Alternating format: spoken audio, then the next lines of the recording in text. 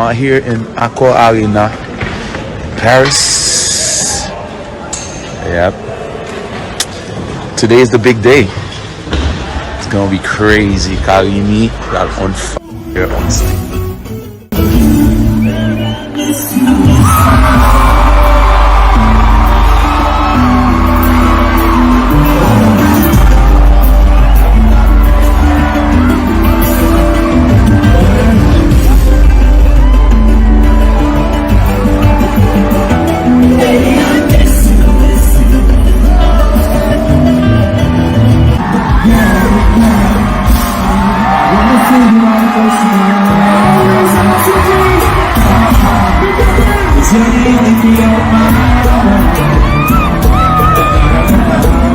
It's getting colder as the days go by.